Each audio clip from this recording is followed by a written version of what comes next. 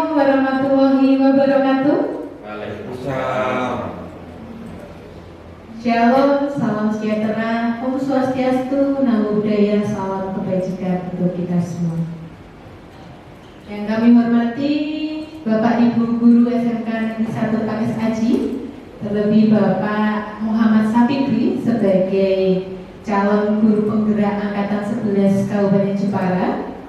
Pertama-tama marilah kita mengucapkan puja dan puji syukur kehadiran Tuhan Yang Maha Esa yang telah melimpahkan rahmat dan berkahnya sehingga pada pagi hari ini kita boleh ada bersama di ruangan ini untuk mengikuti kegiatan diseminasi budaya positif di sekolah yang akan dibawakan oleh Bapak Muhammad Safikri dalam kegiatan aksi nyata modul 1.1. Bapak Ibu yang kami hormati, sebelum kegiatan diseminasi ini kita mulai, mari kita buka acara pada pagi hari ini dengan berdoa bersama sesuai dengan keyakinan masing-masing. Mari kita berdoa.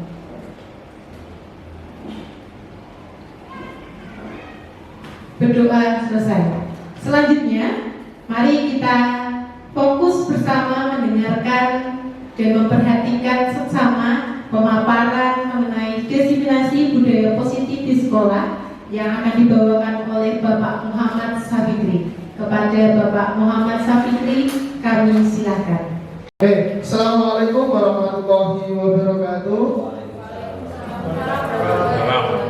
Bismillahirrahmanirrahim. Sebelumnya saya ucapkan terima kasih kepada Bapak Ibu Guru yang hari ini bisa hadir menemani saya dalam melakukan kegiatan diseminasi kegiatan budaya positif di sekolah dalam kegiatan aksi nyata saya dalam pendidikan guru penggerak Angkatan 11 Kabupaten Jepara tahun 2024 ini. Terima kasih telah meluangkan waktunya. Di sini saya tidak bermaksud untuk menggurui Bapak Ibu semua. Di sini saya hanya ingin berbagi pengalaman tentang ilmu yang sudah saya dapatkan selama saya mengikuti kegiatan PGP dari modul 1.1 sampai modul 1.4 ini. Ya, jadi di sini saya ingin menularkan apa yang saya dapatkan seperti itu. Nah, untuk agenda kegiatan pada pagi hari ini ada beberapa. Yang pertama yaitu pembukaan, yang kedua nanti penyampaian tentang tujuan kegiatan diseminasi, yang ketiga pemahaman inti budaya positif di sekolah, yang keempat nanti ada refleksi, yang kelima nanti ada penutup. Untuk kompetensi yang diharapkan, yang pertama yaitu guru memahami pentingnya mengetahui kebutuhan belajar dan lingkungan yang memfasilitasi seluruh individu di sekolah agar dapat meningkatkan kompetensinya secara aman dan juga nyaman. Yang kedua, guru mampu menggerakkan komunitas sekolah untuk bersama-sama mengembangkan dan mewujudkan visi sekolah yang berpihak pada murid dan berlandaskan nilai-nilai kebajikan universal.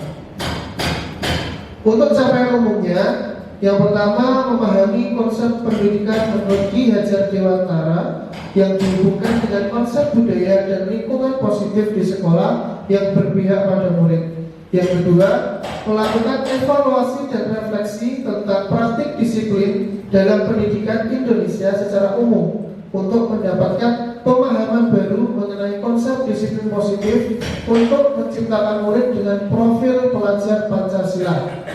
Yang ketiga, memahami peran sebagai guru untuk membangun budaya positif dengan menerapkan konsep disiplin positif dalam berinteraksi dengan murid. Itu capaian umumnya. Untuk capaian khususnya ada 4. Yang pertama, mendemonstrasikan pemahaman guru mengenai konsep budaya positif yang di dalamnya terdapat konsep perubahan paradigma, stimulus respon, dan teori kontrol. 3. Teori motivasi perilaku manusia, motivasi internal dan eksternal, keyakinan kelas, hukuman dan penghargaan. 5. Kebutuhan dasar manusia, 5 polisi kontrol guru, dan segitiga restitusi. Jadi untuk capaian khususnya ada cukup banyak sekali, ya. Ada sekitar 7 kalau tidak salah itu. Terus yang kedua, menerapkan strategi disiplin positif yang memerdekakan murid untuk menciptakan ekosistem sekolah aman dan berpihak pada anak. Yang ketiga, menyusun langkah-langkah dan strategi aksi nyata yang efektif dalam mewujudkan kolaborasi dengan seluruh pemangku kepentingan sekolah agar tercipta budaya positif yang dapat mengembangkan karakter murid. Yang keempat, bersikap reflektif dan kritis terhadap budaya di sekolah dan senantiasa mengembangkannya sesuai kebutuhan sosial dan emosional murid. Nah, di sini ada 3 pertanyaan pemantik terlebih dahulu sebelum kita masuk ke materi. Monggo nanti bisa dijawab antara setuju ataupun tidak setuju, ya. Untuk yang pertama, apakah hukuman dapat mendisiplinkan anak? Tidak. Tidak. Nah, Tidak. Kenapa tidak, Pak? ya, alasannya kalau berkaitan mengenai kasusnya saya itu bukan hukuman. Oh, bukan hukuman. Memberikan suatu bimbingan, sehingga dengan bimbingan anak ini menyadari atas kesalahan yang telah dilakukan. Oke, terima kasih. Ya, saya sepakat dengan Pak Yusuf. Oke, pertanyaan kedua. Pemberian hukuman dengan hal positif seperti membaca atau membersihkan halaman sekolah dapat meningkatkan disiplin anak. Setuju atau tidak? Membaca, membersihkan halaman itu termasuk hukuman dengan positif. Hukuman tapi positif. Setuju atau tidak? Setuju. Setuju. Nah, ini juga nantinya dengan adanya hukuman seperti ini berarti kan nanti juga meningkatkan literasi anak dengan cara membaca buku dan juga untuk membersihkan halaman, berarti dia peduli dengan lingkungan sekitar yang ada di sekolah. Seperti itu. Untuk pertanyaan ketiga, memberi penghargaan dapat meningkatkan motivasi belajar anak. Setuju atau tidak? Memberi penghargaan dapat meningkatkan motivasi belajar anak. Setuju. Setuju. Kenapa, Pak? Ya, ketika kita sebagai siswa kemudian kita melakukan sesuatu, dikasih sebuah reward atau semacam ucapan terima kasih atau menulis selamat dari guru, itu sebagai motivasi kita untuk maju dan memperbaiki yang kita kerjakan. Oke, berarti dengan adanya itu kita jadi mungkin bangga dan juga merasa dianggap juga, ya, Pak.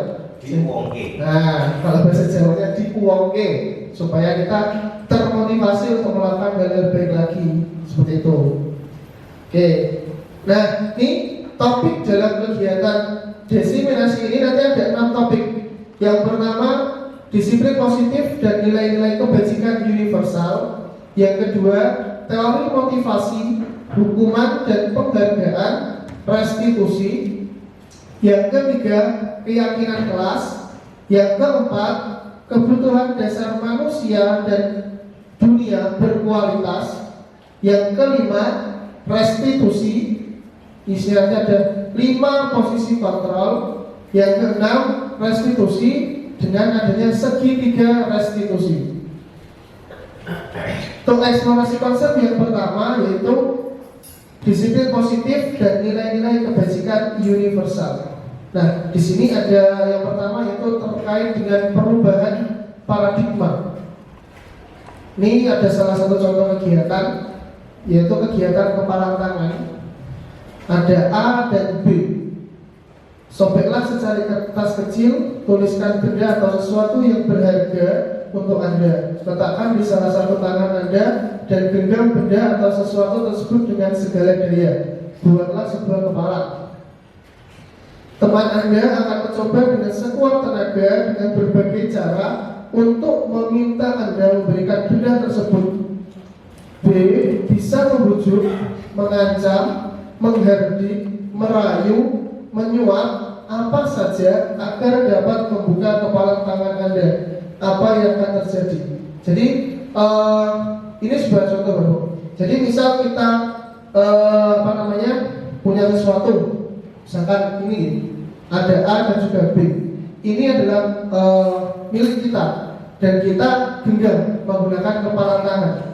Nah, ada orang lain atau orang di sekitar kita pengen memiliki benda ini. Otomatis kalau dia pengen memiliki benda ini, kita kan harus membuka kepala tangan kita terlebih dahulu. Nah, orang yang ada di sekitar kita atau yang di samping kita atau yang menginginkan benda ini pasti akan melakukan sesuatu banyak hal supaya benda ini bisa terlepas dari genggaman kita. Contohnya kita bisa dirayu atau enggak kita disuap, kita dimarahi, entah itu kita juga bisa dipukul supaya genggaman kepala tangan kita ini bisa terbuka. Ya, karena kalau ini terbuka berarti apa yang kita genggam ini bisa jadi miliknya. Nah, berarti itu juga termasuk salah satu perubahan. Jika kita punya sesuatu yang kita yakini kita bisa, ya, dan tidak ingin orang lain memiliki, berarti kita harus tetap kukuh dengan pendirian kita. Kita tidak boleh goyah dengan apapun yang ada di sekitar kita, terutama orang-orang atau sosok-sosok yang pengen memiliki apa yang kita miliki juga. Itu seperti itu, Bapak Ibu. Nah, di sini ada 4 ilusi kontrol, ya, perubahan paradigma teori kontrol atau teori pilihan. Yang pertama, ilusi bisa mengontrol murid. Yang kedua, ilusi bahwa kritik dan membuat orang merasa bersalah dapat menguatkan karakter. Yang ketiga, ilusi bahwa semua penguatan positif efektif dan bermanfaat. Yang keempat, ilusi bahwa orang dewasa memiliki hak untuk memaksa. Dan ini adalah sebuah teori-teori dari para ahli yang mungkin kita sebagai pengajar atau pendidik yang beranggapan bahwa kita bisa sepenuhnya untuk mengontrol murid. Ya, bagaimana cara mengontrol murid? Mungkin kita bisa membuatnya dengan cara memberikan kritik dan membuat mereka merasa bersalah sehingga karakternya bisa kuat.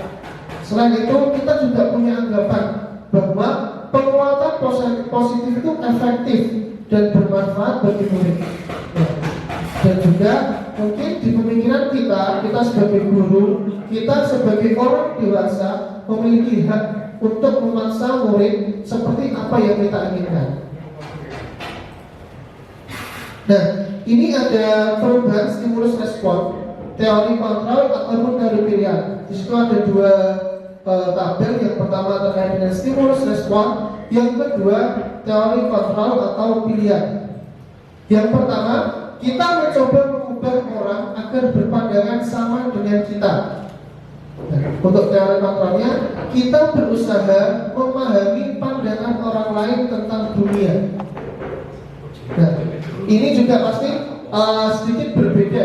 Jadi di stimulus respon dengan teori kontrol atau pilihannya ini juga berbeda. Yang kedua, perilaku buruk dilihat sebagai suatu kesalahan. Padahal untuk teori kontrolnya semua perilaku memiliki tujuan. Ya. Nah, kalau di stimulus respon itu satu hal yang dilihat, yaitu perilaku buruk dilihat sebagai suatu kesalahan. Kalau untuk teori kontrolnya itu lebih luas, jadi semua perilaku memiliki tujuan. Baik itu perilaku buruk atau perilaku yang baik, semuanya sama-sama memiliki tujuan. Jadi ada pilihan. Untuk yang teori kontrolnya itu ada pilihan. Jadi tidak terfokus pada satu respon saja. Terus yang ketiga, orang lain bisa mengontrol saya. Nah, untuk teori kontrolnya hanya Anda yang bisa mengontrol diri Anda. Jadi orang lain beranggapan bisa mengontrol diri kita. Padahal sesungguhnya kita sendirilah yang bisa untuk mengontrol diri kita. Kita mau atau enggak itu tergantung kemauan dari diri kita sendiri. Biasanya saya bisa mengontrol orang lain, Anda tidak bisa mengontrol orang lain. Nah, tadi terus pemaksaan pada saat bujukan gagal, kolaborasi dan konsensus menciptakan pilihan-pilihan baru. Jadi ketika kita ada sesuatu hal, misal kita pengen peserta didik seperti ini, kita cenderung memaksa peserta didik semau yang kita inginkan. Nah, padahal untuk teori kontrolnya kita bisa melakukan kolaborasi, bekerja sama dengan peserta didik. Itu jadi kita nanti timbul kolaborasi dan konsensus sehingga nanti muncul pilihan-pilihan yang lain. Jadi misal kita maksa peserta didik untuk bisa bermain voli, padahal anaknya belum bisa bermain voli dan lebih milih main futsal misal. Nah, kita paksa. Ketika kita paksa, anak itu menjalankan kegiatan voli, pasti nanti tidak akan maksimal. Ya, tapi ketika kita kolaborasi dengan peserta didik, kita ajak dia berbicara dengan baik-baik, kita latih dengan pelan-pelan, nantinya dia juga bisa melaksanakan kegiatan voli dengan seperti yang kita inginkan. Itu seperti itu. Terus model berpikir menang atau kalah. Nah, kita rubah menjadi model berpikir menang. Jadi tidak ada menang kalah, tapi kita berpikirnya adalah menang. Itu seperti itu. Nah, ini adalah tabel terkait dengan disiplin positif. Ya, disiplin positif menurut Dr. William Glasser. Ya, ini ada 4. Yang pertama, Anda tidak bisa mengontrol orang lain, hanya Anda yang bisa mengontrol diri Anda. Kita tidak bisa mengontrol orang lain, tapi kita bisa mengontrol diri kita sendiri. Nah, maknanya apa? Belajar kontrol dengan menggali potensi kita agar tercapai tujuan mulia, yaitu sesuatu menjadi seseorang yang kita inginkan berdasarkan nilai-nilai yang kita hargai. Itu adalah makna dari mengontrol orang lain dan hanya kita yang bisa. Yang kedua, semua perilaku memiliki tujuan. Ya, ini nanti akan tercantum teori motivasi, yaitu ada 2. Motivasi intrinsik dan motivasi ekstrinsik. Ya. Untuk yang pertama, untuk menghindari hukuman dan untuk mendapatkan imbalan, itu termasuk motivasi ekstrinsik. Nanti di akhir akan saya jelaskan. Yang terus untuk menghargai diri sendiri, itu termasuk motivasi intrinsik. Ya. Dan di dalamnya ada nilai-nilai kebajikan universal sehingga nanti muncul adanya keyakinan kelas. Yang ketiga, model berpikir menang-menang dan kolaborasi dan konsensus menciptakan pilihan-pilihan baru. Nah, di situ ada 5 posisi kontrol. Yang pertama yaitu penghukum, yang kedua pembuat rasa bersalah, yang ketiga sebagai teman, yang keempat sebagai pemantau, yang kelima sebagai manajer. Ya, nanti dari 5 posisi kontrol tersebut akan terbentuk yang namanya segitiga restitusi, ya, yaitu menstabilkan identitas, validasi kebutuhan, dan menanyakan keyakinan. Ya, jadi nanti ada tahapan-tahapannya. Dari budaya positif tersebut nanti akan terbentuk namanya 5 posisi kontrol yang selanjutnya akan terbentuk menjadi segitiga restitusi. Jadi nanti kita harus bisa memposisikan diri kita. Kita guru, posisi kita ada di mana? Nah, nanti kita harus bisa menentukan posisi dari diri kita. Ya. Terus ada realitas, kebutuhan yang berbeda. Kita berusaha memahami pandangan orang lain tentang dunia. Setiap orang memiliki gambaran berbeda-beda. Nah, Bapak Ibu guru pasti ketika melihat sesuatu atau ada murid yang bermasalah, pasti dari satu guru dengan guru yang lain punya pandangan yang berbeda. Si A terlambat sekolah, pasti salah satu guru beranggapan, oh dia baru kesiangan. Mungkin guru satunya, oh mungkin dia sengaja telat. Tentunya kita punya pandangan yang berbeda-beda. Nah, di situ. Nah, nanti ketika kita tahu terkait dengan perbedaan itu akan terbentuk 5 kebutuhan dasar manusia. Jadi nanti kita akan memahami 5 kebutuhan dasar manusia. Yang pertama ada bertahan hidup, penguasaan, kasih sayang dan rasa diterima, kesenangan dan juga kebebasan. Itu nanti di slide selanjutnya akan saya bahas. Nah, sekarang kita masuk ke disiplin positif. Disiplin, apa sih makna disiplin itu? Nah, disiplin itu dia berasal dari bahasa Latin, yaitu disciplina. Disiplina yang artinya adalah belajar. Berarti ketika kita belajar itu artinya kita disiplin. Kalau kita tidak belajar, berarti kita tidak disiplin. Nah, seperti itu. Belajar tidak hanya berada di ruangan atau hanya sekedar baca buku, kita juga bisa belajar dengan hal-hal yang lain. Ya. Terus makna asal dari kata disiplina itu berkorelasi reformasi dengan disiplin diri dari murid-murid Socrates dan Plato. Kita tahu sendiri Socrates dan Plato itu seorang filsuf yang berasal dari Yunani kalau tidak salah, ya, yang sering banget memunculkan ide-ide tentang pendidikan dan juga dengan istilah-istilahnya yang banyak dari sana. Terus disiplin diri membuat orang menggali potensinya menuju sebuah tujuan apa yang dia hargai. Dengan disiplin kita membuat diri kita tahu tentang potensi apa yang ada di diri kita dan juga bisa menuju tujuan.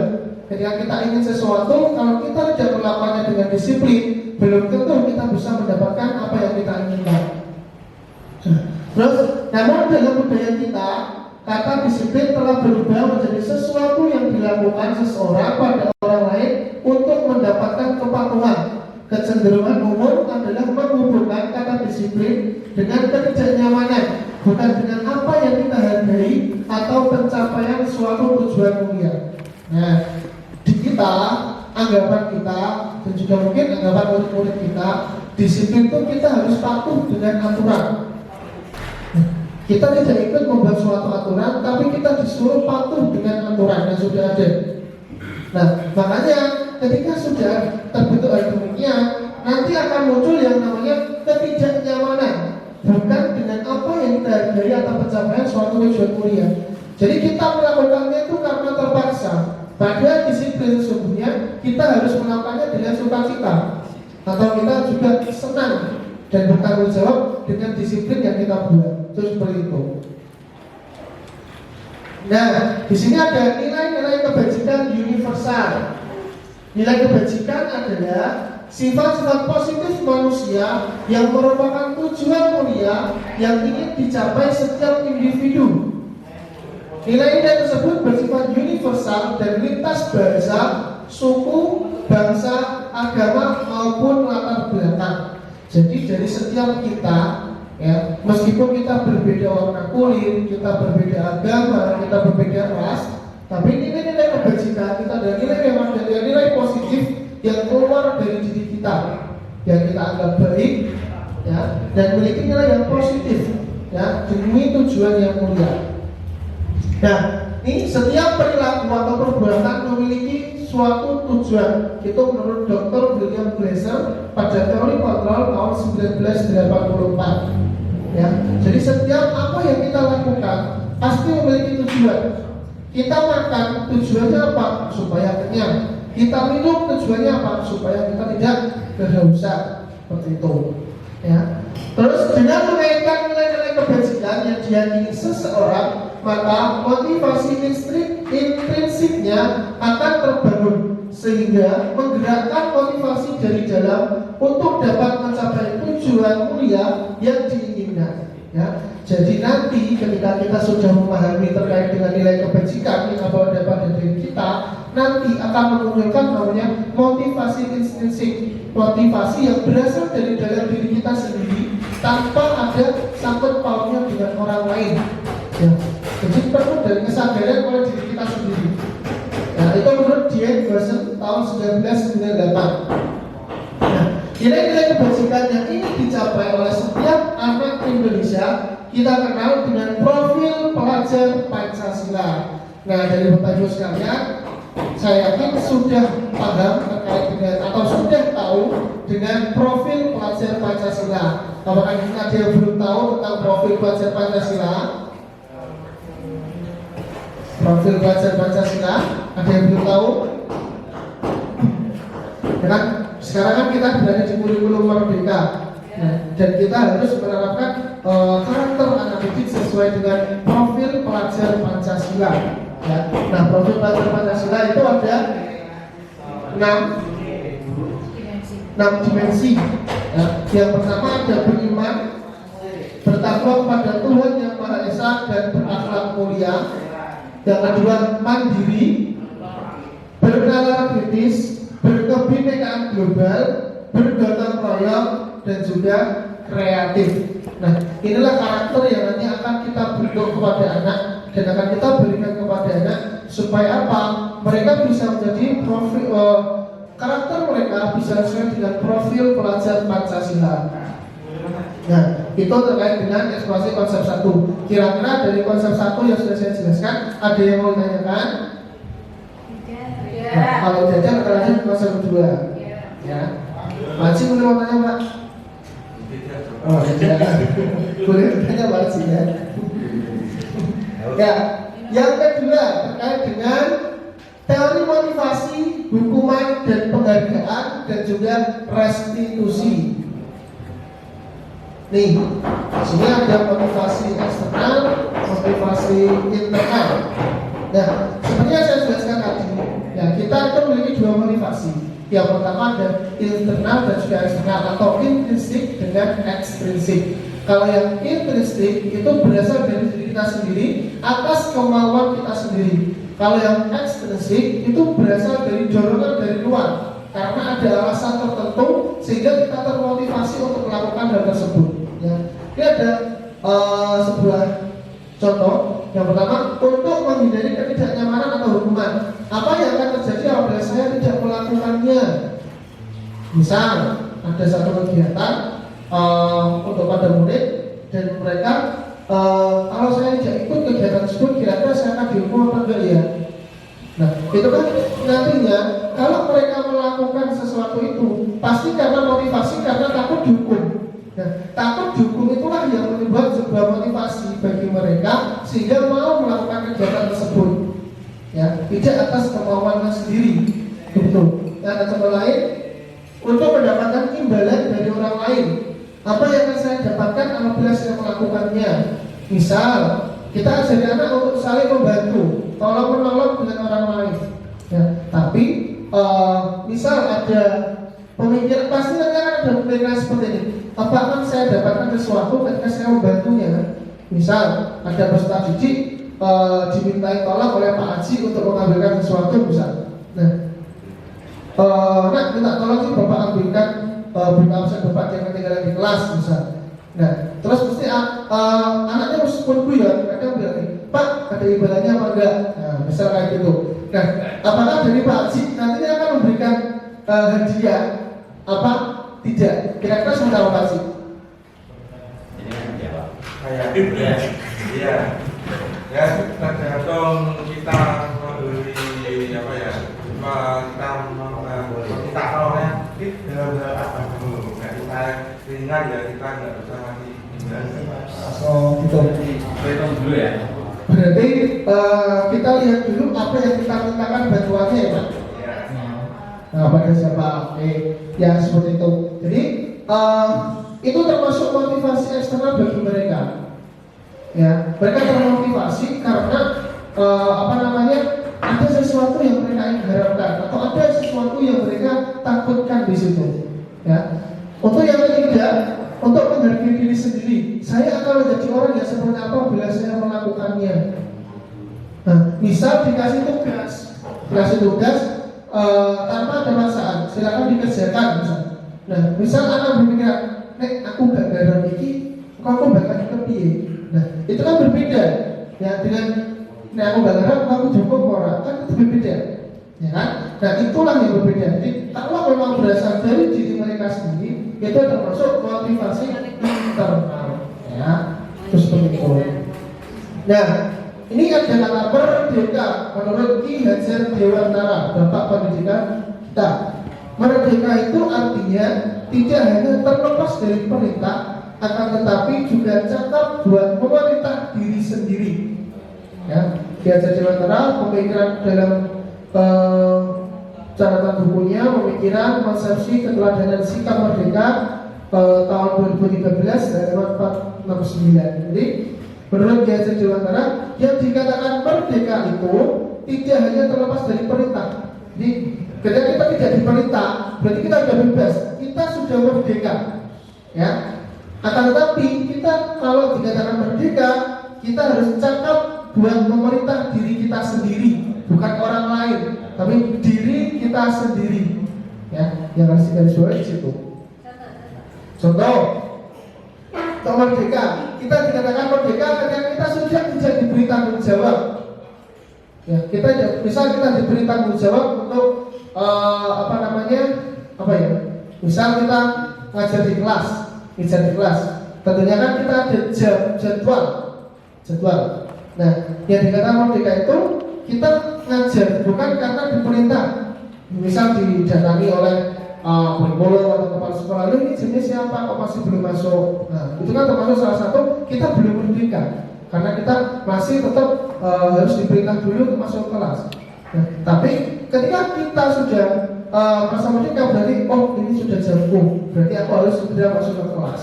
Nah, itu termasuk kita memerintah diri kita sendiri untuk bertanggung jawab terkait dengan apa yang sudah kita dapatkan. Itu seperti itu.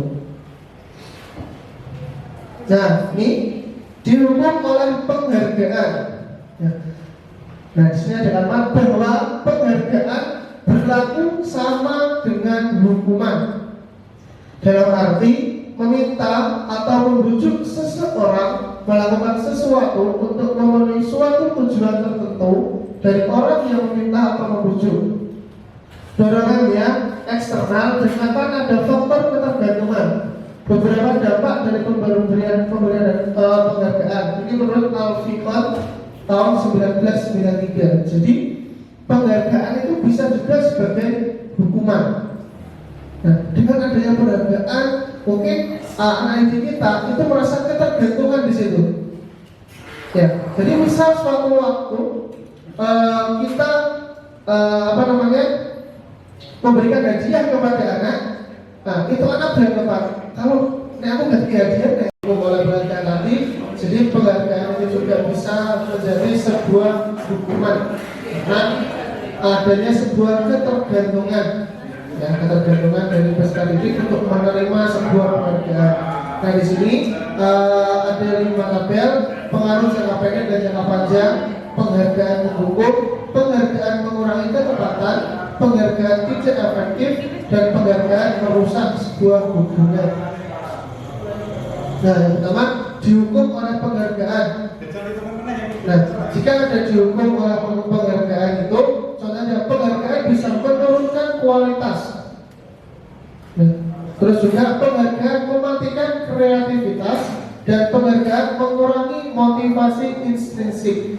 Sini saya coba menjelaskan. Jadi terkait dengan menurunkan kualitas, mematikan kreativitas ini, dengan adanya sebuah penghargaan, kita bisa jadi tidak berkembang. Kita tetap berhenti di situ. Misal kita membuat sebuah karya, entah itu video ataupun sebuah media pembelajaran. Ketika media pembelajaran yang sudah kita buat, kita dikasih penghargaan, misal nomor 1 se-SMK Panisaji dan terbaik. Nah, di situ bisa jadi kita sudah bangga, media pembelajaran saya yang terbaik di SMK. Jadi kita sudah tidak mau berkembang lagi. Kita hanya stuck di situ, tidak mau meningkatkan kreativitas kita lagi, karena kita sudah mendapatkan penghargaan, kita sudah berhenti di situ. Nah, itu juga nanti akan mengurangi motivasi intrinsik kita, motivasi dari dalam diri kita.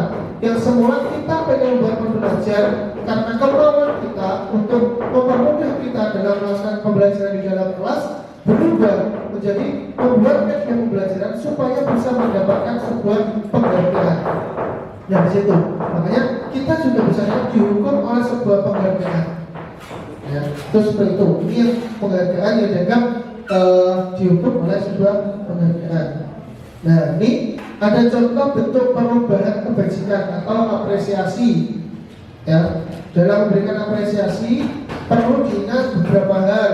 Yang pertama, beri pengakuan secara khusus, secara pribadi, beri pengakuan kepada semua murid secara bergantian, beri pengakuan secara konsisten, fokus pada proses. Ini pengakuan di sini contohnya, tentunya kita di kelas anak didik kita kan ada banyak, ada 30 sampai 35. Nah, ketika kita mau memberikan sebuah pengakuan atau apresiasi kepada anak didik kita, tentunya tidak harus kita samakan semua. Mungkin si A kita panggil sebagai anak hebat, si B kita panggil sebagai anak cerdas. Nah, itu sebuah pengakuan kepada peserta didik kita. Itu seperti itu. Jadi tidak harus kita samaratakan semuanya sebagai anak-anak hebat, tapi kita juga harus bisa melihat karakter anak-anak kita, sehingga kita bisa memberikan pengakuan. Misal si anak suka menggambar, berarti kita bisa sebut dia sebagai anak apa ya istilahnya ya, anak kreatif. Si anak kreatif, si anak inovatif, itu juga nantinya akan membuat diri mereka senang. Ya, membuat mereka senang, membuat mereka nyaman juga apa yang mereka bisa atau apa yang mereka kemampuan mereka betul-betul dihargai oleh Bapak Ibu guru. Itu seperti itu. Jadi mereka juga tidak terpaksa dalam melakukan apa yang kita inginkan. Nantinya akan muncul yang namanya motivasi intrinsik dari mereka. Seperti itu, karena mereka merasa dihargai. Seperti itu. Ini ada contoh pengakuan atau apresiasi kebajikan. Contohnya ada kemarin saya perhatikan, terus nilai kebajikannya adalah rasa empatimu besar sekali ke situasi pada saat menolong murid baru di kelas kita. Ini contohnya saya menghargai, terus nilai kebajikannya adalah kepedulianmu, situasinya pada saat kamu bantu teman-temanmu di tugas kelompok. Nah, terus ucapan terima kasih, nilai kebajikan tanggung jawabmu pada saat kamu menemukan kertas-kertas yang berserakan dengan baik. Ini contohnya adalah misal kita ada penugasan kelompok kepada anak. Tentunya kita akan kelompokkan anak bukan berdasarkan apa yang mereka inginkan, tapi kita yang menentukan. Bisa jadi dia bersama dengan orang yang dia sukai, bisa jadi dia bersama orang yang tidak mereka sukai. Yang sering terjadi kan seperti itu. Nah, di sini untuk nilai aplikasi kebajikannya adalah ketika dia melakukan kerja kelompok, dia peduli nggak dengan teman kelompoknya, dia ikuti nggak kegiatan kelompoknya dengan baik ya. Situ nanti muncul rasa peduli dari dia. Nah, kalau sudah muncul rasa peduli dari dia, nah berarti kita harus menghargai. Wah, kamu hebat, kamu bisa membantu kelompokmu dalam melakukan kerjasama tim dengan bagus. Terus juga terima kasih sudah melaksanakan tugas dengan baik, berkomunikasi dengan baik dengan teman satu kelompok atau satu tim, itu seperti itu. Jadi apresiasi inilah yang nanti akan dianggap sebagai pengakuan dari murid oleh guru. Itu seperti itu. Nah, ini ada sedikit hukuman dan juga konsekuensi tindakan. Di sini ada contoh tindakan: mencatat 100 kali dalam buku kalimat saya tidak akan terlambat lagi karena terlambat ke sekolah. Ini termasuk hukum atau konsekuensinya. Nah, ini jadi nanti kita jawab sama-sama ya untuk tindakan guru dan juga kira-kira ini hukuman atau konsekuensi. Kita namanya hukuman dengan konsekuensi kan pasti berbeda ya. Hukuman bedanya apa kira-kira? Hukuman dan konsekuensi itu sama atau tidak? Kalau konsekuensi itu disepakati bersama. Oh, disepakati bersama. Kalau hukuman? Hukuman itu bisa saja yang menentukan itu yang memberi hukuman. Oh, berarti misal misal anak terlambat saya hukum seperti harusnya perubahan misal. Kalau konsekuensi berarti sudah ada kesepakatan bersama dalam satu kelas, begitu ya. Nah, ini ada beberapa hal yang namanya mencatat 100 kali di dalam buku saudara kalimat saya tidak akan terlambat lagi karena terlambat ke sekolah. Termasuk hukuman atau konsekuensi? Nah, lari mengelilingi lapangan basket 2 kali karena terlambat lagi di sekolah. Hukuman masih hukuman. Yang ketiga, murid diminta untuk push up 15 kali karena tidak menggunakan masker ke sekolah. Hukuman atau konsekuensi? Hukuman. Push up 15 kali karena tidak menggunakan masker ke sekolah. Hukuman. Menggantikan kertas tugas teman yang telah dicoret-coret. Hukuman atau konsekuensi? Konsekuensi hukuman. Menggantikan tugas kertas teman karena dicoret-coret. Konsekuensi ya? Konsekuensi. Terus membersihkan tumpahan air di meja tulis karena tersenggol pada saat belajar. Konsekuensi. Murid disuruh untuk mengenakan sepatu seharian di sekolah karena tidak mengenakan sepatu hitam. Konsekuensi hukuman. Ini jadi dia harus mengenakan sepatu seharian di sekolah karena tidak mengenakan sepatu hitam. Jadi karena dia pakai sepatu hitam, pakai sepatu warna yang lain, jadi dia harus pakai sepatu di sekolah seharian penuh, tidak boleh copot. Hukuman konsekuensi. Konsekuensi. Ya. Lari mengelilingi lapangan 2 kali karena terlambat 10 menit untuk pelajaran PJOK. Konsekuensi atau hukuman? 2 kali karena terlambat 10 menit untuk pelajaran PJOK. Konsekuensi. Kita lihat nah ini ya, jadi itu yang lari mengelilingi lapangan itu konsekuensi. Yang memakai sepatu tadi itu termasuk hukuman. Ya, termasuk hukuman. Ya, berarti kan ini harus juga dilihat dengan tata tertib yang ada di sekolah juga, seperti itu. Ya, oke. Ini perbedaan hukuman dan konsekuensi. Nih, hukuman sesuatu yang menyakitkan harus terjadi. Ya, sesuatu yang menyakitkan harus terjadi. Ini tadi konsekuensi sesuatu harus terjadi. Contohnya seperti tadi, kayak kita terlambat, terus disuruh menulis kalimat saya tidak terlambat sebanyak 100 kali, gitu. Maksudnya kan menyakitkan itu. Itu kan termasuk menyakitkan.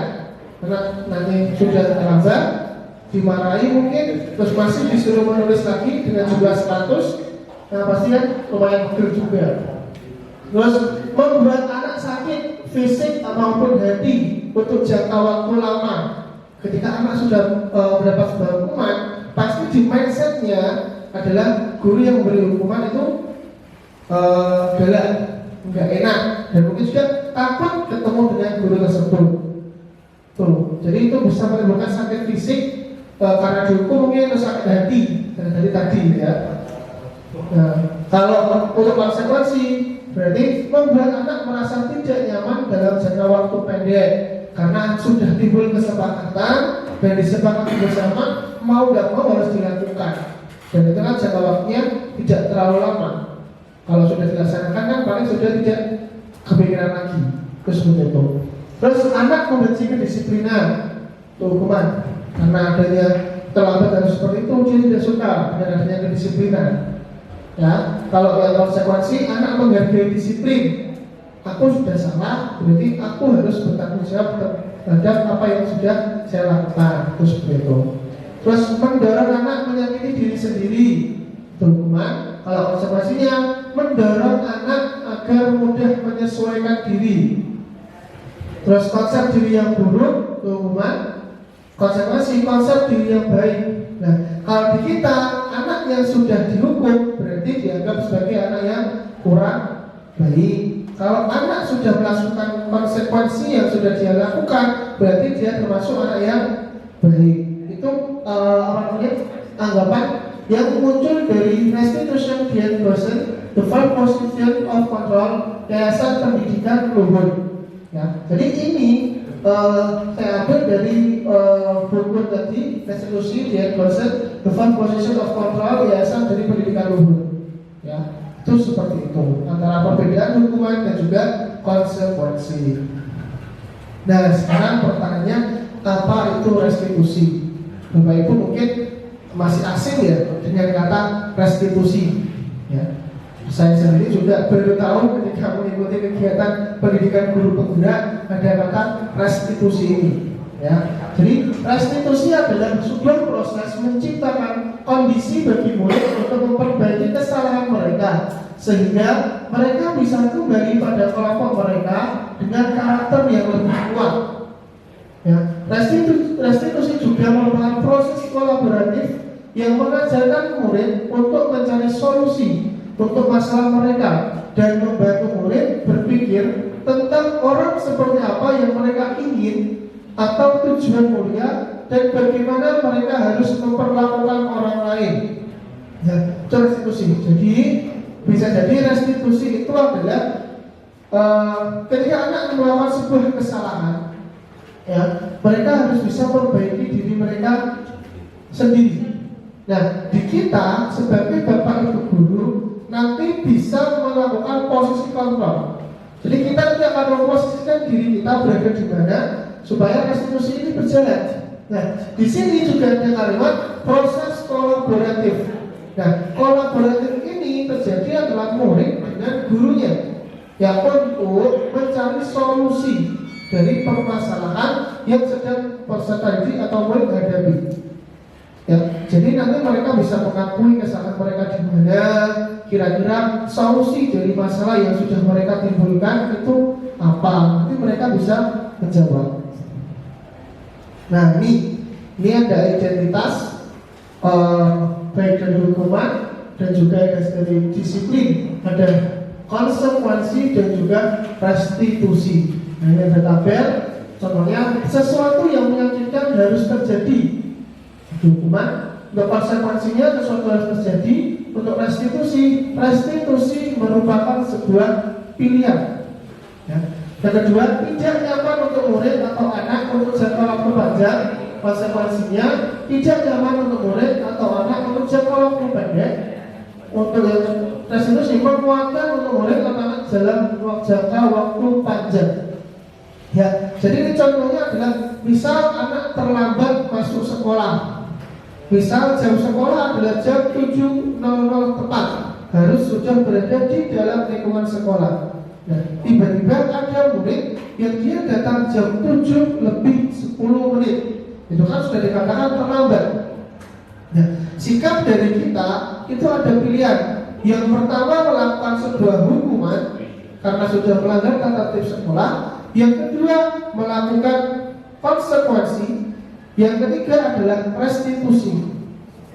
Nah, ketiganya ini bisa semua kita jalankan. Yang pertama hukuman. Kira-kira hukuman anak yang terlambat itu apa? Misal menyapu halaman sekolah. Misal anak sudah melaksanakannya. Yang kedua, untuk konsekuensi jika dia terlambat apa? Berarti dia menyadari bahwa dia terlambat dan harus melaksanakan sebuah hukuman berdasarkan keyakinan yang sudah dibuat, kelas yang sudah dibuat. Contoh, misal yang terlambat harus membersihkan kamar mandi. Nah, dia sudah melakukan membersihkan halaman dan juga membersihkan kamar mandi. Membersihkan halaman karena dia cukup karena melanggar tata tertib sekolah. Membersihkan kamar mandi karena dia sudah ada keyakinan kelas yang dia langgar. Nah, yang ketiga, untuk restitusi ini adalah kita sebagai guru, kita ngobrol dengan anak tersebut, kita panggil, kita ajak ngobrol, ya, kita tanya kenapa dia sampai terlambat, alasannya apa, ya, sudah ketemu alasannya, kira-kira kita tanyakan, kamu melanggar tata tertib sekolah apa enggak? Bisa jawab, iya pak, sampaikan apa yang kamu langgar. Nah, sudah dijawab, terus yang kedua, kamu sudah melanggar keyakinan kelas apa yang kamu langgar? Saya terlambat, saya tidak datang tepat waktu pak. Nah, terus kita tanyakan lagi, kita minta mereka membuat solusi. Nah, solusi yang mereka buat itu nanti kita sepakati, ya, dengan kita. Misal dengan guru BK, kita sepakati, misal, iya pak, saya tidak akan terlambat lagi, saya tidak akan tidur kemalaman lagi, dan juga tidak akan, misal tidak akan bergadang lagi dan akan datang sekolah tepat waktu. Nah, itulah fungsi dari restitusi nanti seperti itu. Kita menanyakan kenapa alasan mereka melakukan sebuah kesalahan. Kita cari alasannya. Yang kedua, kita minta mereka mencari sebuah solusi dari permasalahan yang mereka buat. Kalau solusi sudah ketemu, kita sebagai guru, ya, kita ajak mereka menyepakati bersama. Ya, ketika kesepakatan sudah terjadi, nah, seketika restitusi ini akan berjalan dan semuanya akan normal kembali, tidak ada masalah lagi. Itu seperti itu. Ya. Jadi antara hukuman, konsekuensi dan juga restitusi. Nah, di sini ada 9 ciri-ciri dari restitusi. Yang pertama, bukan untuk menebus kesalahan, namun untuk belajar dari kesalahan. Ya, jadi mereka tidak harus menebus kesalahan mereka yang di hukuman, tapi mereka belajar dari kesalahan supaya kesalahan yang sudah dibuat tidak diulang kembali. Yang kedua, memperbaiki hubungan. Yang ketiga, tawaran, bukan paksaan. Nah, jadi ketika kita ngobrol untuk restitusi, kita hanya memberikan sebuah tawaran. Kira-kira solusimu seperti apa? Kita hanya memberikan sebuah tawar-menawar seperti itu. Ya, jadi semuanya itu biasanya dari peserta didik, ya, dari murid kita. Mereka memberikan solusinya. Kita hanya setuju atau tidak. Misalnya seperti itu. Ya, kalau setuju nanti kita sepakati bersama-sama. Kalau tidak, kita bisa memberikan masukan dan juga saran. Terus restitusi menuntut untuk melihat ke dalam diri. Jadi yang dilihat dirinya sendiri, bukan orang lain. Bukan membandingkan murid satu dengan murid yang lain, tapi penuh kesadaran diri dari dirinya sendiri. Terus restitusi mencari kebutuhan dasar yang mendasari tindakan. Restitusi diri adalah cara yang paling baik. Ya, jadi melihat ke dalam diri kita sendiri itu termasuk cara yang paling baik. Ya. Terus restitusi fokus pada karakter, bukan tindakan. Kita membuat karakter anak menyadari bahwa dirinya salah, ya, dirinya mencari solusi pembenaran atas kesalahan yang sudah buat. Terus restitusi fokus pada solusi. Jadi solusi yang diberikan itu apa? Bukan kita mengungkit masalah-masalah, tapi kita membantu menyelesaikan sebuah masalah dengan cara membuat solusi. Ya, terus restitusi mengembalikan murid yang berbuat salah pada kelompoknya. Ya, jadi dia mengakui kesalahan yang sudah dibuat. Nah, itu terkait dengan pembelajaran yang kedua. Kira-kira ada yang mau menanyakan? Oke, lanjut. Oke, lanjut. Kita lanjut ke yang ketiga, keyakinan kelas. Ya, ini keyakinan kelas. Ini mengapa tidak peraturan saja? Mengapa harus keyakinan kelas? Nah, di sini ada sebuah pertanyaan. Peraturan kelas dengan keyakinan kelas apakah sama? Peraturan kelas dan keyakinan kelas apakah hal yang sama? Sama atau berbeda? Berbeda. Kenapa berbeda? Peraturan dibuat secara umum. Peraturan dibuat secara umum, kalau keyakinan secara khusus. Disepakati oleh warga kelas. Oke, berarti peraturan itu dibuat karena sesuatu umum atau kita sudah dapatkan dari sekolah. Kalau keyakinan kelas berarti kesepakatan dengan warga kelas, yaitu peserta didik dan juga wali kelas ataupun bapak ibu guru yang mengajar di kelas. Ya, jadi kita harus bisa benar-benar membedakannya, ya, tentang peraturan dan keyakinan kelas. Nah, di sini ada 3 pertanyaan. Mengapa kita memiliki peraturan harus menggunakan helm bila mengendarai roda 2? Biar selamat, Pak. Biar selamat. Biar tidak ditilang. Biar tidak ditilang. Bisa juga sih. Biar ganteng. Kalau cewek tambah cantik. Biar kelihatan jeleknya. Bisa kelihatan jeleknya. Ya, boleh. Nanti demi keselamatan berarti ya. Demi keselamatan diri kita sendiri. Betul. Yang kedua, mengapa kita memiliki peraturan 3M? Menggunakan masker, mencuci tangan, dan menjaga jarak 1,5 meter. Dari Saat bulan. corona. Nah, ini termasuk menjaga kesehatan berarti ya. Biar listriknya aman. Lipstiknya aman, boleh. Lipstik dan juga apa ya Pak ya? Aman semua ya berarti ya. Malah lomba masker. Oh, no. Berarti yang fokusnya adalah untuk menjaga kesehatan diri kita ya. Ya. Terus mengapa kita memiliki peraturan harus datang tepat waktu pada saat mengikuti pelatihan atau mengikuti kelas? Kenapa kita harus tepat waktu? Ya biar ada lingkungan. Biar dapat lingkungan. kebagian snack. Kebagian snack, boleh. Berarti jangan pernah gak dapat snack ya Pak ya? Nggak dapat. Gak dapat ya? Ini agak kayak Berarti ini termasuk rasa tanggung jawab berarti ya, karena kita harus datang tepat waktu, ya, disiplin waktu dan beri tanggung jawab, ya. Nah, nih budaya positif, lingkungan positif, keyakinan kelas dan peraturan kelas.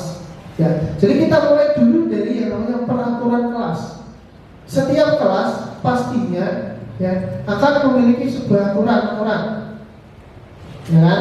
Misal bisa juga di kelas-kelas kita sediakan tata tertib sekolah, itu kan sudah namanya peraturan kelas atau peraturan sekolah. Nanti dari peraturan-peraturan itu, ya, nanti kita lebarkan lagi menjadi sebuah keyakinan kelas.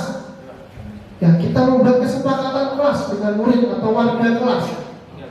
Ya, dan kesepakatan kelas itu bisa kita buat jadi semua peserta didik yang ada di dalam atau semua warga yang ada di kelas boleh memberikan usulnya, boleh memberikan pendapatnya terkait keyakinan kelas. Misal kesepakatan kelas kita mulai jam pelajaran jam berapa? Sekolah masuk jam 07.00. Misal kita sepakati pembelajaran dimulai jam berapa? Kesepakatan antara warga kelas. Ada yang jam 7.30, ada yang jam 7.10. Nah, itu kita tampung semuanya jadi satu. Ya, nanti kita diskusikan dan kita sepakati bersama jam 07.05 pembelajaran bisa dimulai. Itu termasuk salah satu contoh kesepakatan kelas. Contoh yang lain misal tidak mengikuti piket harus membayar 2.000 misal untuk uang kas. Nah, itu bisa dikatakan kesepakatan kalau memang itu semua warga kelas itu memberikan kesepakatan. Ya, kalau tidak berarti itu bukan kesepakatan kelas. Ya, terus itu. Nah, dari keyakinan kelas itu nanti akan menimbulkan lingkungan yang positif. Jadi ketika peraturan kelas sudah berjalan, keyakinan kelas berjalan, akan muncul yang namanya lingkungan positif. Lingkungan positifnya adalah mereka tidak datang terlambat, mengikuti pembelajaran dengan baik, ya, menerima materi dengan baik, melaksanakan perintah guru dengan baik. Ya, nanti juga akan muncul menjadi yang namanya budaya positif. Bisa jadi budaya mereka yang ada di kelas, mereka tularkan ke teman-teman yang ada di sekitar kelas atau teman-teman yang ada di luar kelas mereka. Ya, mereka tularkan.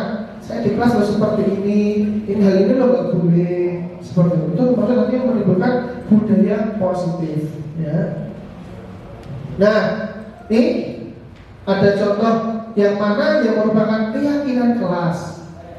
Ya, ini ada dari TK, ada kesepakatan kelas, datang tepat waktu, mengucapkan salam, menjaga kebersihan sekolah, berdoa sebelum dan sesudah kegiatan, aktif dalam pembelajaran, dan juga tertib. Ini adalah contoh kesepakatan kelas. Misalnya kesepakatan kelas, kami guru dan murid yang saling menyayangi, kami murid yang semangat belajar, kami murid yang peduli dengan teman-teman. Kira-kira dari dua ini yang merupakan keyakinan kelas yang mana? Yang keyakinan kelas. Yang keyakinan kelas. Yang satu apa yang kedua? Yang kedua apa yang satu? Ini sama-sama kesepakatan kelas. Ini kira-kira yang keyakinan kelas yang mana? B. Mengapa yang B, Pak? Apa sih? Iya, karena sudah ada kesepakatan di kelas itu untuk meyakinkan bahwa kita harus selalu semangat dalam belajar. Oke, berarti ada kalimat semangat dan juga saling menyayangi itu, Pak, ya, sudah ya. Nah, setelah berarti kami guru dan murid. Berarti itu sebuah statement yang menandakan ini sudah sama-sama diobrolkan atau sudah sama-sama didiskusikan dengan guru yang ada di kelas tersebut bahwa harus saling menyayangi, harus semangat belajar, harus peduli dengan teman-teman yang ada di kelas. Nah, ini ada tabel T dan juga tabel Y. Tabel T dan tabel Y ini termasuk dalam kegiatan budaya positif bisa kita keluarkan berada di kelas. Ya, teladan hormat, kami meyakini bahwa sangat penting untuk menghormati semua orang dan dalam milik orang lain. Bekerja, kami meyakini bahwa sangat penting untuk mengerjakan segala pekerjaan atau mengikuti kegiatan yang telah ditugaskan. Diterima dan dimiliki, kami meyakini bahwa sangat penting untuk merasa diterima pada suatu kelompok dan saling peduli satu dengan yang lain. Ini adalah contoh tabel T dan juga tabel Y, yaitu ada terlihat, terdengar, berperilaku. Yang untuk tabel Y, tabel T-nya tampak seperti, tidak tampak seperti. Kita bisa selesaikan ini bersama-sama. Terima, tolong ya, permisi. Terus boleh saya pinjam, nanti akan segera saya kembalikan. Ini terdengarnya seperti itu, ya. Untuk terlihatnya berempati terhadap perasaan orang lain. Berarti kan kata, yuk saya bantu. Berarti kan itu ada empati dari kita untuk membantu orang lain, ya. Terus memegang barang milik orang lain hanya dengan izinnya. Berarti kan boleh saya pinjam. Nah, terdengarnya seperti itu. Terlihatnya adalah kita pengen pegang barang orang lain, itu kita izin ke orang lain tersebut, boleh apa enggak, itu seperti itu. Terus senantiasa berbuat baik, berbagi, ya, itu juga terlihat seperti itu. Terus perilakunya tersenyum ramah. Jadi terdengarnya, yuk saya bantu, ya. Terlihatnya berempati terhadap perasaan orang lain. Caranya gimana? Tersenyum ramah. Nah, itu seperti itu. Jadi terdengar, terlihat, dan berperilaku ini saling terkait. Ya. Terdengarnya adalah, yuk saya bantu. Nah, terlihatnya adalah kita memiliki rasa empati. Ya. Terus berperilakunya, kita berperilaku dengan apa? Dengan cara tersenyum. Nah, senyum ramah itulah jadi contoh perilakunya. Nah, itu seperti itu. Untuk tabel Y, untuk tabel T-nya tampak seperti dan tidak tampak seperti. Misal, tampak seperti datang tepat waktu, tidak tampak seperti hadir terlambat. Tampak seperti menyapa teman dan guru, tidak tampaknya tak acuh kepada teman dan guru. Nah, untuk tabel T ini seperti kayak satu positif dan satunya negatif. Nah, kita harus bisa membedakan itu, ya? Tampak seperti dan tidak tampak seperti. Nah, ini ada peraturan dan keyakinan kelas. Nah, yang pertama selalu kembalikan buku ke tempatnya. Keyakinan kelasnya apa? Kita ada buku dan harus ada selalu kembalikan buku ke tempatnya. Keyakinan kelas yang kita bikin apa? Kembalikan buku ke tempatnya. Tanggung jawab. Oke. Terus dilarang mengganggu orang lain. Menghormati, harus menghormati orang lain, jadi tidak boleh mengganggu. Terus hadir di sekolah 15 menit sebelum pembelajaran dimulai. Menghormati bisa karena ada kesepakatan dengan teman, harus hadir tepat waktu. Dilarang melakukan kekerasan. Menghormati lagi, saling menghormati. Dilarang menggunakan narkoba. Kesehatan atau menghormati? Kesehatan. Ya. Bergantian atau menunggu giliran? Saling menghormati. Menghormati karena harus antri ya. Terus gunakan masker. Selamatan, kesehatan, ya. Jangan berlari di kelas atau koridor. Menghormati. Ya. Nah, nih, ya. Untuk yang selalu kembalikan buku ke tempatnya itu bertanggung jawab. Kalau dilarang mengganggu orang lain itu menghormati orang lain. Hadir di sekolah 15 menit sebelum pembelajaran, menghormati orang lain dan juga komitmen ya. Terus dilarang melakukan kekerasan, itu keselamatan dan juga menghormati orang lain. Terus dilarang menggunakan narkoba itu kesehatan, bergantian atau menunggu, menghormati orang lain dan bersabar, gunakan masker kesehatan, keselamatan, jangan berlari di kelas atau koridor, keselamatan dan juga keamanan. Nah, jadi peraturan itu biasanya sudah berbentuk sebuah kalimat. Kalau keyakinan kita ambil nilainya apa? Ya, kayak dilarang menggunakan narkoba, itu kalimatnya kan bagus, itu sudah peraturan. Nah, keyakinannya apa di situ? Jadi, kenapa kita tidak boleh memasuki narkoba? Tujuannya adalah untuk menjaga kesehatan kita. Jadi keyakinan asasnya adalah berupa kesehatan. Nah, itu untuk pembelajaran ketiga sudah selesai. Sekarang kita berpindah ke pembelajaran keempat, yaitu kebutuhan dasar manusia dan dunia berkualitas. Nih, kebutuhan dasar manusia itu ada 5. Belong, power, freedom, fun, and survival. Belong, rasa sayang dan terima kasih. Kita butuh itu. Kita butuh untuk disayang, ya. Kita butuh untuk dikasih, bukan kasih ya. Harus menerima kasih sayang dan harus saling menyayangi. Itu kebutuhan kita. Power, kita butuh yang namanya apa? Kekuasaan, kekuatan. Nah, kita pengen punya kekuasaan, pengen juga kekuatan. Freedom, kita pengen kebebasan. Kita tidak pengen sepenuhnya hidup kita diatur oleh orang lain. Kita sendiri yang akan menentukan hidup kita kemana. Ya. Terus fun, bahagia, senang. Kita hidup harus senang. Kita tidak boleh selalu bersedih, sedih sepenuhnya. Tapi kita tetap harus full senyum atau full senang. Ya, survival, kita hidup. Ya, kita harus mempertahankan apa yang kita miliki, kita menikmati kehidupan kita. Itu adalah kebutuhan kita sebagai manusia. Ya. Nah, selanjutnya pembelajaran kelima, 5 posisi kontrol. Di sini ada sebuah video. Silakan disimak terlebih dahulu ya.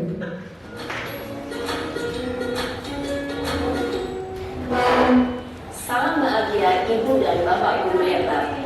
Dalam penerapan disiplin positif restitusi, salah satu program yang dikembangkan adalah 5 posisi kontrol. 5 posisi kontrol dalam restitusi adalah proses perjalanan seorang pendidik agar dapat mengenali dirinya. Pada video kali ini, kita akan membahas tentang 5 posisi kontrol yang dikembangkan oleh Diane Person dan contoh penerapannya.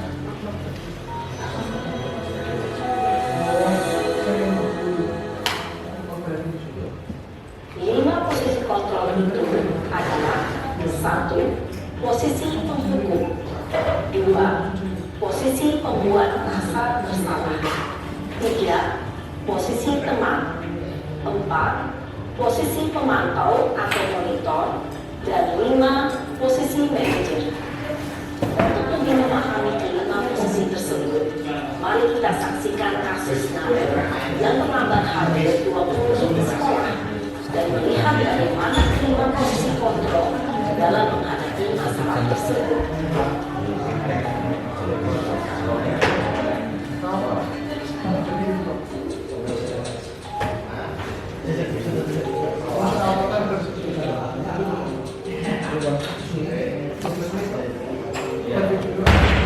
Karen, Ya.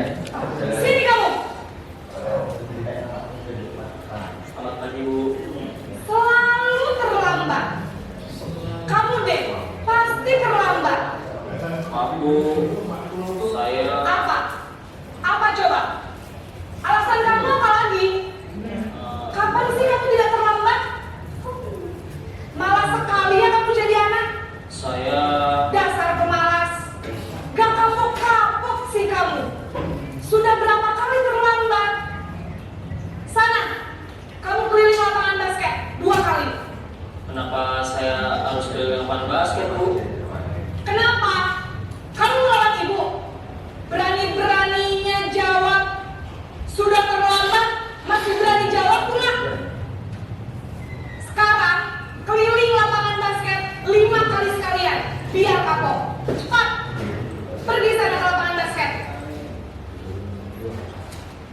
Posisi penghukum biasanya berbicara dengan nada tinggi, menghardik, menunjuk-nunjuk, menyakiti, dan menyindir. Hukuman bisa berupa fisik maupun psikis. Ibu dan bapak guru katakan, dampak yang terjadi pada murid ketika guru berada pada posisi penghukum adalah murid cenderung akan memberontak, bahkan menyimpan dendam.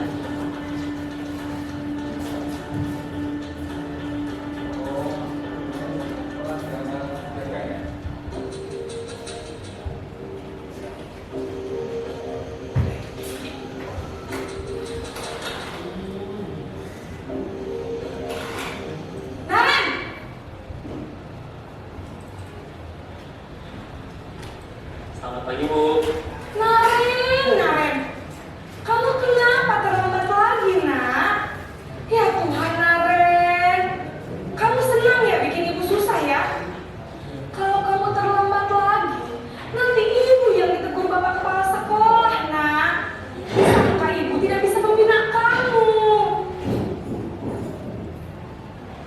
Duh, gimana ini? Maaf, Bu. Duh, Gusti Naren, kamu suka ya bawa ibu ke bapak kepala sekolah?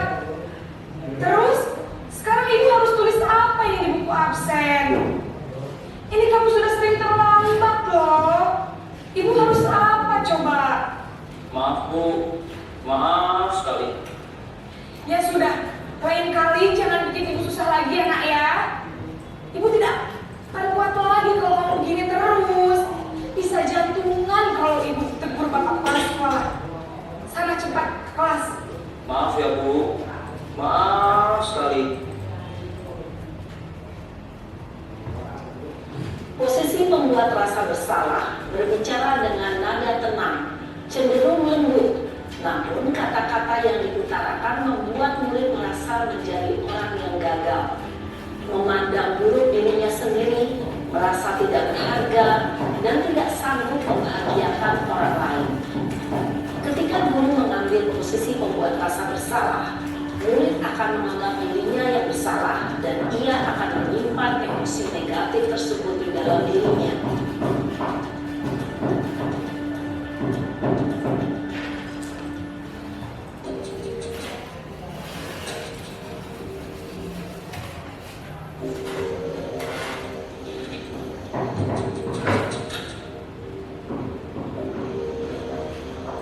Naren!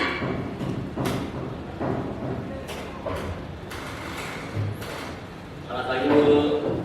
Wah, sudah jam berapa ini nak? Terlambat lagi ya sayang. Iya, Bu. Habis ibu saya lupa bangunkan saya, Bu. Kamu malah menyalahkan ibu kamu. Kamu bukannya anak yang larinya paling kencang. Kok terlambat sih? Iya, Bu. Saya memang terlambat bangun tadi. Jadi, biarpun saya lari kencang, tetap gak kejar, Bu. Ya sudah sana. Nanti lain kali larinya lebih kencang lagi ya. Biar gak terlambat lagi. Bikin senang ibu. Demi ibu. Bisa kan? Bisa lah, Bu. Ya sudah sana masuk kelas. Ibu beresin urusan absen kamu. Kamu ini ada-ada saja. Dalam posisi teman, guru berbicara dengan nada suara ramah, akrab, cenderung bersenda gurau untuk menjaga suasana tetap santai. Murid akan merasa senang, aman, dan akrab dengan guru. Identitas yang tercipta adalah identitas sukses atau berhasil. Namun, perlu diingat, karena ini masih dorongan eksternal, maka ada faktor ketergantungan dari murid kepada orang tertentu. Di sini, guru absennya, sehingga di lain waktu, murid bisa berperilaku baik, namun hanya kepada orang-orang tertentu saja.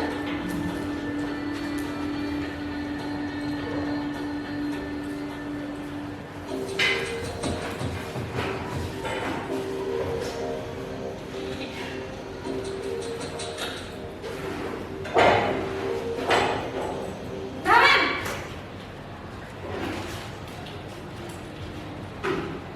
Selamat pagi, Bu.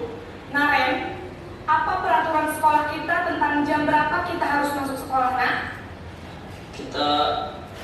harus di sekolah jam 7, Bu. Iya betul, sekarang sudah jam 7.20. Naren sudah tahu konsekuensinya jika terlambat hadir. Paham, Bu. Saya harus tinggal kelas pas jam istirahat selama 20 menit. Iya benar, konsekuensinya demikian. Jadi nanti jam 9.30 pas istirahat, kamu harus tinggal di kelas, kerjakan tugas tambahan untuk ketertinggalan kamu, ya? Baik, Bu. Posisi pemantau mengandalkan penghitungan atau data untuk mengontrol murid. Guru mengarahkan murid berdasarkan peraturan dan konsekuensi. Seorang pemantau menunjukkan bahasa tubuh dan ekspresi wajah yang datar dan cenderung formal.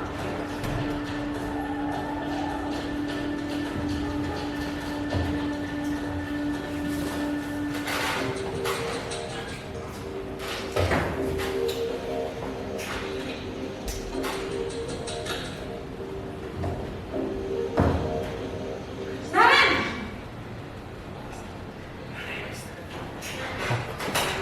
Selamat pagi, Bu. Selamat pagi Naren. Maaf, Bu. Saya terlambat. Iya, sekolah masuknya jam 7, sekarang sudah jam 7.20. Jadi sekarang bagaimana ini Naren? Maaf, Bu. Saya lupa setel alarm saya semalam. Baiklah, menurut kamu, keyakinan sekolah yang mana yang perlu kamu tingkatkan? Menghargai diri sendiri dan orang lain mungkin, ya, Bu. Setuju. Jadi, apakah Naren meyakini prinsip saling menghormati tersebut? Iya, Bu. Saya meyakininya. Apakah Naren bersedia memperbaiki masalah keterlambatan ini? Bersedia, Bu. Bagaimana kamu akan memperbaiki masalah keterlambatan ini? Saya akan coba untuk tidak lupa menyetel alarm saya, Bu. Baik, kalau Naren lupa menyetel alarm di rumah, ada orang yang kira-kira bisa bantu mengingatkan tidak? Ada, Bu. Kakak saya, Kak Emma. Ada lagi selain Kak Emma? Selain Kak Emma, ada ibu saya. Baik, jadi yang mengingatkan Naren adalah Kak Emma dan ibu kamu ya? Kira-kira akan mulai setel alarm kapan nih Naren? Setelah pulang sekolah, akan segera saya lakukan. Baik, jadi Naren akan setel alarm untuk bangun besok pagi dan akan diingatkan oleh kakak dan ibunda Naren ya. Ada lagi yang mungkin perlu dilakukan Naren agar tidak terlambat bangun lagi? Tidak ada, Bu. Baik Naren, terima kasih untuk kerjasama kamu. Sekarang kamu perlu kembali ke kelas untuk belajar. Baik, Bu. Terima kasih. Posisi manajer adalah posisi kontrol yang disarankan untuk membimbing murid memiliki sikap disiplin yang positif, yaitu murid yang mandiri, bertanggung jawab, dan dapat memecahkan masalah. Tujuan dari posisi ini adalah agar murid dapat berefleksi atas tindakannya. Guru akan mengatur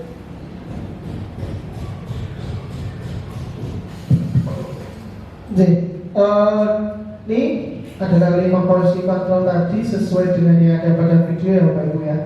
Nah, ini di sini ada tadi sudah diperlihatkan 5 posisi kontrol kita sebagai guru, ada penghukum, pembuat rasa bersalah, teman, pemantau, dan juga manajer. Nah, di sini kita sebagai guru harus bisa memposisikan 5 dari posisi tersebut. Ya, ini bukan hanya berlaku bagi Bapak Ibu guru yang mungkin terkait dengan kedisiplinan atau mungkin BK mungkin ya. Tapi ini sebagai kita, sebagai pendidik atau pengajar, kita harus punya 5 posisi kontrol ini dan kita harus bisa menyesuaikan diri dengan posisi yang akan kita ambil. Kita harus bisa menjadi sebuah manajer, pemantau, teman, pembuat rasa bersalah, dan juga penghukum. Dan supaya ini nanti kedekatan kita dengan peserta didik bisa menjadi lebih baik. Nah, ini ada contoh ya, pernyataan ya, saya kecewa sekali dengan kamu. Nah, ini kalau dari video tadi kan sudah diperlihatkan penghukum cirinya apa, manajer cirinya apa. Ya, ini kira-kira apa? Saya kecewa sekali dengan kamu. Kira-kira ini posisi kontrol kita sebagai apa? Saya kecewa sekali dengan kamu. Apakah kita sebagai penghukum? Apakah kita pemantau? Kita sebagai teman atau kita sebagai manajer? Memberi rasa bersalah. Atau pemberi rasa bersalah. Yang kedua, kamu tidak pernah benar melakukannya. Hukum. Hukum. Sadis itu, Pak. Oh, sadis. Ayolah, lakukan demi ibu atau bapak. Teman, besti, Pak. Besti, teman. Apakah kamu mau mendapatkan stiker bintang hari ini? Teman? Manajer? Atau apa? Teman. Teman. Bagaimana kamu bisa menyelesaikan masalah ini? Manajer. Kamu selalu yang paling terakhir. Penghukum rasa bersalah. Pemantau? Mau pemantau. Kita lihat jawabannya. Nah, kecewa sekali membuat orang merasa bersalah. Kamu tidak pernah benar. Penghukum, ayolah lakukan demi bapak ibu. Teman, apakah kamu memberi stiker bintang? Pemantau, menyelesaikan masalah ini manajer, dan kamu selalu yang paling adalah penghukum. Nah, ini kita harus bisa bergerak di antara peraturan, pemantau konsekuensi atau hadiah, nilai-nilai manajer dan memperbaikinya. Ini. Nah, ini yang ketiga adalah terkait dengan segitiga restitusi. Nah, ini ada video sebentar ya. Salam dan bahagia Ibu dan Bapak Guru hebat. Pada video kali ini kita akan membahas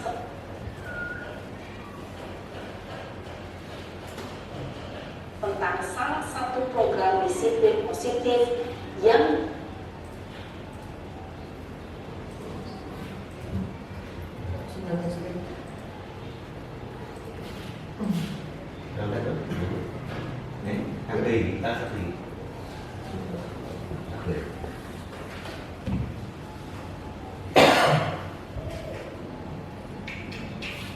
kamu bersedia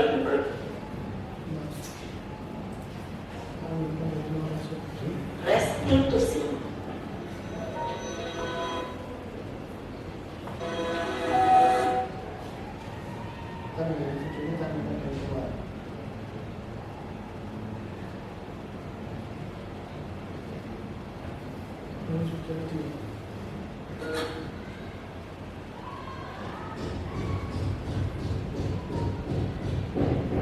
Guru hebat. Pada video kali ini kita akan membahas tentang salah satu program disiplin positif yang diterapkan di lingkungan sekolah yang dikenal dengan nama restitusi. Berlandaskan pada teori kontrol Dr. William Glaser. Segitiga restitusi adalah suatu proses dialog yang dijalankan oleh guru atau orang tua agar dapat menghasilkan murid yang mandiri dan bertanggung jawab. Pada saat guru di posisi manajer, aspek yang dikembangkan pada murid adalah motivasi intrinsik, sehingga penanaman nilai-nilai kebajikan dapat tumbuh dan berkembang menjadi suatu kebiasaan positif yang akhirnya membentuk karakter. Proses dialog ini terdiri dari 3 langkah yang digambarkan pada ketiga sisi pada segitiga restitusi. Sisi pertama adalah menstabilkan identitas. Sisi yang kedua adalah validasi tindakan yang salah. Dan sisi yang ketiga adalah menanyakan keyakinan. Ibu dan Bapak Guru, berikut ini akan ditunjukkan bagaimana seorang guru berada dalam posisi manajer menggunakan penerapan segitiga restitusi.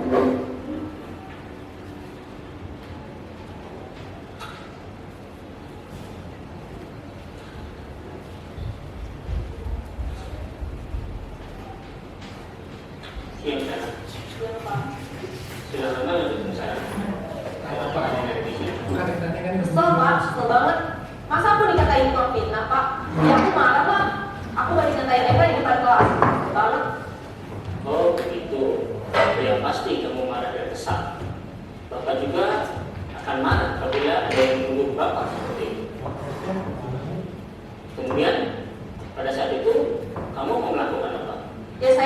baik Eka, Pak.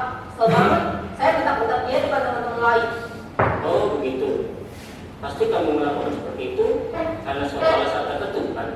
Iyalah, masa saya diam saja, Pak? Ya saya bela diri lah. Masa saya dituduh tukang fitnah? Ya wajar lah. Mempertahankan harga diri itu sesuatu yang penting buat kamu. Untung kamu tidak bertindak lebih gegabah lagi. Hanya membentak-bentak. Iya, Pak. Untung saya masih bersabar dan hanya membentak saja. Sudah gemes padahal, saya pasti bela diri lah. Ya pasti ya. Tapi kamu memilih untuk tetap bertahan dan bersabar.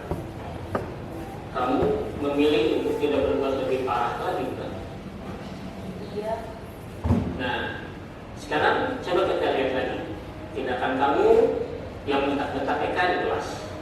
Tindakan kamu itu kira-kira sesuai dengan keyakinan kelas atau prinsip kamu tidak? Enggak lah, Pak. Capek, Pak, jadi pemarah. Jadi keyakinan atau prinsip mana yang kurang sesuai dengan keinginan kamu? Ya, saya sebenarnya sangat menghargai orang lain. Mungkin saat itu saya menjadi emosi, jadi tidak menunjukkan sikap itu. Kamu meyakini tidak? Menghargai orang lain itu penting buat kamu. Yakinlah, Pak. Iya, setuju. Kita harus saling menghargai. Namun, ada juga keyakinan yang kita sepakati yang perlu kita jalankan. Apabila kita sedang marah, kan? Ya, saya bisa lebih proaktif, mulai dengan diri sendiri. Saya bisa jadi lebih sabar, mengambil tidak berpikir mau apa selanjutnya. Kira-kira kamu bersedia memperbaiki masalah ini tidak? Sedia, Pak. Kalau kamu memperbaiki masalah ini, kamu akan menjadi orang seperti apa? Saya akan menjadi orang yang bertanggung jawab kali ya, Pak. Dan senantiasa proaktif. Iya. Menurut kamu, bagaimana rasanya menjadi orang seperti itu? Ya nyaman lah, bangga bisa bersabar dan menahan diri. Baiklah kalau begitu. Yuk kita pikirkan bagaimana memperbaiki masalah ini.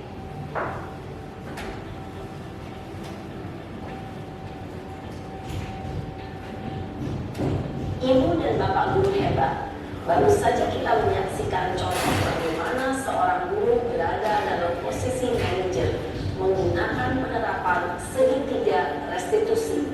Mari kita bahas satu persatu. Pada sisi pertama, menstabilkan identitas berdasarkan pada prinsip bahwa membuat kesalahan adalah bagian dari proses pembelajaran. Sisi pertama dari segitiga ini berperan menggeser identitas murid dari identitas gagal ke identitas sukses. Murid yang sedang bertingkah laku yang tidak pantas atau menarik diri saat itu sedang mengalami identitas gagal. Bila kita mengkritiknya, maka posisinya tidak akan mudah. Kita bisa mengajukan pernyataan-pernyataan ini. 1. Membuat kesalahan sesuatu yang wajar. 2. Manusia tidak ada yang sempurna. 3. Kita bisa memperbaiki masalah ini. 4. Saya tidak menanyakan kesalahannya. Saya lebih fokus bagaimana memperbaiki masalah ini. 5. Apakah saat ini kamu tengah menjadi orang yang baik untuk dirimu sendiri? Pada sisi kedua, validasi tindakan yang salah berlandaskan pada prinsip bahwa setiap perilaku berupaya memenuhi suatu kebutuhan tertentu. Guru yang telah memahami teori kontrol akan bergeser dari pemikiran stimulus respon menjadi proaktif dan mencoba untuk mengenali tujuan dari perilaku murid, mengenali dan mengakui kebutuhan murid ini dapat memperbaiki hubungan dengan murid tersebut. Pernyataan atau pertanyaan bisa disampaikan dengan nada suara tidak menghakimi atau memojokkan, sehingga dapat mengembalikan murid pada posisi positif. 1. Kamu bisa saja bertindak lebih gegabah lagi dari melakukannya tanpa suatu alasan tertentu. 3. Kamu melakukannya karena mempertahankan sesuatu yang penting bagimu. 4. Mungkin kamu bisa mempelajari suatu perilaku baru yang lebih efektif. Bersama selanjutnya. Selanjutnya, kita akan simak sisi terakhir, yaitu menanyakan keyakinan. Teori kontrol menyatakan bahwa pada dasarnya kita termotivasi secara intrinsik. Pada saat perilaku yang salah telah divalidasi dan identitas sukses telah stabil, maka murid telah siap mengaitkan keyakinan-keyakinannya dengan tindakannya yang salah, dan pemikirannya telah bergeser ingin menjadi orang yang dituju. Pertanyaan-pertanyaan ini dapat mengaitkan keyakinan-keyakinan yang mengambil murid. 1. Sebagai keluarga atau kelas, apa yang kita yakini? 2. Nilai-nilai apa yang telah kita sepakati? 3. Seperti apa gambaran sebuah kelas yang ideal? 4. Kamu ingin menjadi orang seperti apa?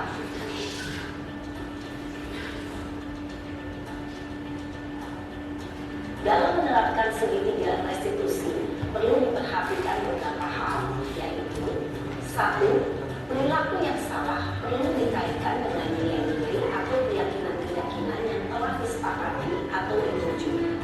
2. Kesediaan orang yang melakukan kesalahan untuk memperbaiki masalah. 3. Pemecahan masalah sebisa mungkin relevan atau memiliki hubungan dengan masalah yang ada. 4. Perlu adanya suatu usaha perbaikan dari pihak yang dibuat kesalahan. 5. Perlu mendedikasikan waktu dari pihak yang dibuat kesalahan.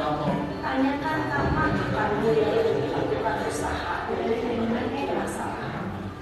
Dengan memahami struktur penerapan segitiga restitusi, diharapkan guru dapat menerapkan posisinya sebagai manajer dengan mengajukan pertanyaan-pertanyaan bermakna.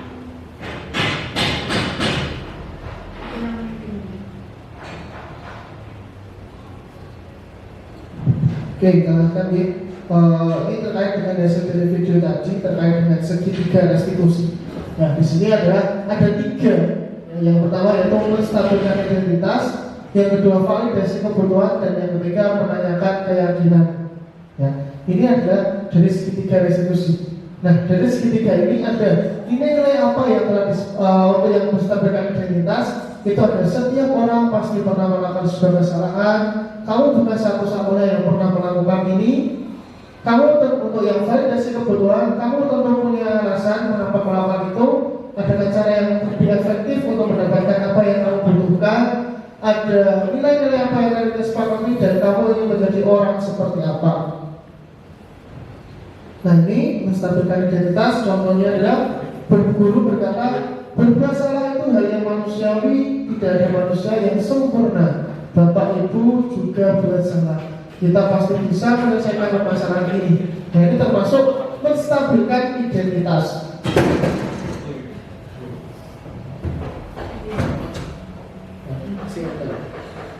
Nah, untuk yang kedua, validasi kebutuhan adalah contohnya, kamu bisa saja melakukan hal yang lebih buruk, tapi kamu tidak melakukannya kan? Kamu pasti punya alasan mengapa melakukan hal tersebut.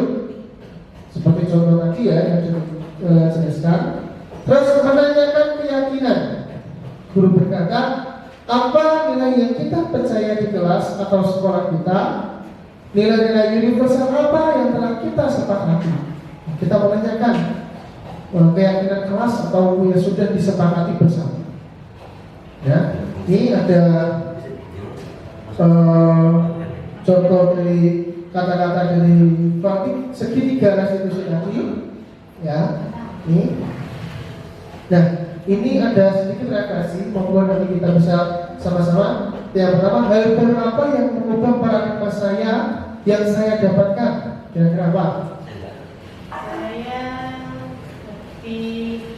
Mengetahui tentang posisi kontrol yang seharusnya bagi seorang guru. Mengetahui nama posisi kontrol yang harus diketahui oleh guru. Oke. Perasaan apa yang muncul selama mengikuti kegiatan disiplinasi ini? Apa perasaannya? Senang sekali Bapak. Oke, senang, berbagai baru. Terima kasih. Terus peran abang seperti seperti apakah yang saya telah lakukan selama mengikuti pelajaran ini? Jadi para Bapak Ibu, sebelum dan sesudah nantinya akan setelah mendapatkan destinasi ini, sebelumnya seperti apa? Sebelumnya berarti bisa jadi kita masih belum bisa melakukan atau kita belum tahu terkait dengan posisi kontrol atau segitiga restitusi, dan karena kita sudah mendapatkan materi ini, semoga setelah ini dari Bapak Ibu nanti bisa melakukan kegiatan restitusi sesuai dengan 5 posisi kontrol tadi. Seperti itu, oke? Nah, terima kasih. Kita sudah sampai sesi akhir. Dari saya, apabila ada memberikan tambahan pengetahuan kepada Bapak Ibu, apakah bisa ada kurang atau lebihnya, saya mohon maaf dan sebesar-besarnya. Kurang lebihnya mohon maaf. Assalamualaikum warahmatullahi wabarakatuh.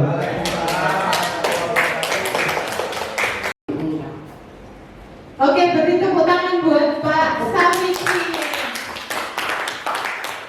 Pemaparan yang sangat luar biasa mengenai diseminasi budaya positif di sekolah. Semoga SMK kita tercinta, SMK Negeri 1 Paris Aji, memiliki budaya positif yang semakin memajukan SMK Negeri 1 Paris Aji kita tercinta ini. Mari Bapak Ibu, karena sudah selesai, kita akhiri kegiatan pada pagi hari ini dengan berdoa bersama. Mari kita berdoa. Selesai. Demikian acara diseminasi budaya positif di sekolah. Semoga kegiatan ini dapat kita kembangkan dan benar-benar merupakan aksi nyata yang bisa kita implementasikan bersama. Saya sebagai moderator mohon maaf jika banyak kekurangan dan kesalahan. Akhir kata saya ucapkan terima kasih.